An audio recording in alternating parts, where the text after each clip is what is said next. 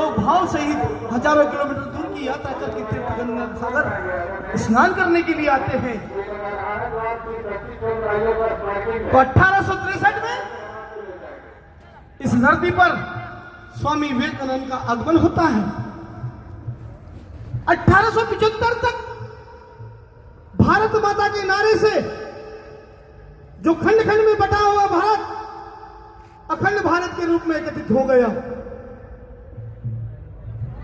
और जिस भारत के 18 टुकड़े कर दिए, वो 18 ही देश एक संयुक्त होकर के सिर्फ और सिर्फ भारत माता के नारे का साथ जुड़ करके एकता की ओर, क्रांति की ओर आगे बढ़ गए। 1875 में बीच में स्वामी विवेकानंद है। 1857 में पहली बार भारत माता के नारे का उद्गम हुआ है, और 1875 में पूरा अखंड भारत एक संयुक्त भारत बन गया। और इसी बीच स्वामी विवेकानंद एक बाल्य रूप में देख रहे हैं कि मेरे देश कहीं ना कहीं उन्नति की ओर आगे बढ़ रहा है, क्योंकि भारत हमारी कायरता की वजह से, हमारी नादानी की वजह से 1000 वर्ष गुलाम रहा है। 1000 वर्ष हमारी आपसी फुट की वजह से भारत 1000 वर्ष गुलाम रहा है, जहां हमारी बहनों को, माता बहनों को वस्त्रहीन कर दिया जाता था। हमारे धर्मात्मी, हमारे संतों की खून से धरती को लाल कर दिया जाता था। हमारे देश के युवाओं को सरेआम फांसी पर लटका दिया जाता था। उस दृश्य को जब हमने देखा, स्वामी विवेकानंद को इस धरती पर भेजा और उन राष्ट्र क्रांतिकारियों के अंदर एक जज्बा दिया कि तुम्हें अपने धर्म की रक्षा करना है, तुम्हें अपनी मातृभूमि की रक्षा करना है। तो 1875 तक पूरा देश, अखंड भारत एकता के सुर में सम्मानित हो गया।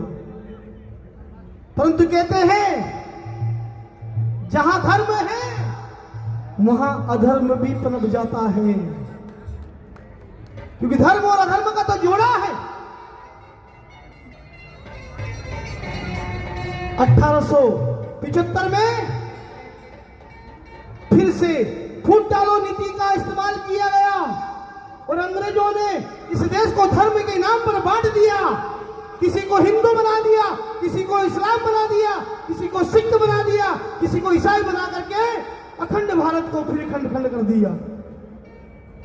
लेकिन कहते हैं ना, समस्या से पहले समाधान आ जाता है।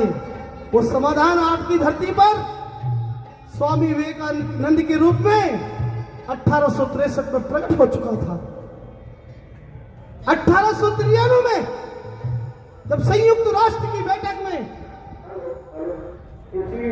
विश्व सम्मेलन में, जब उस दिव्य बालक को बुलाया गया, उस दिव्य बालक को कलकत्ता की भूमि पर जन्म लेने वाले कलकत्ता के लोग ही नहीं समझ पाए, लेकिन अमेरिका शिकागो में जब उनके उद्बोधन वहां पहली बार सुनने को मिले, उससे पुनः फिर राष्ट्र एकता की ओर आगे बढ़ने लगा और 1947 में इस देश को गुलामी से की चादर से मुक्त कराया। ये आज भी स्वामी विवेकानंद के विचार हमारे युवाओं के अंदर दौड़ रहे हैं। कल उनका जन्म महोत्सव है, कल उनका जन्मदिन है। हम सबको और कलकत्ता वासियों को तो विशेष करके मनाना चाहिए कि आपकी इस पवन धरा पर ऐसे संत का जन्म हुआ जिनके विचार आज भी अमर हैं, जिनके विचारों से हम आज भी चलते हैं। स्वामी विवेकानंद 1893 में पूरे देश को बता चुके कि मैं कलकत्ता की धरती पर जन्म लेकर मेरे राष्ट्र के लिए अपना जीवन समर्पित कर चुका हूं। ऐसे संत का उन्होंने सानिध्य लिया।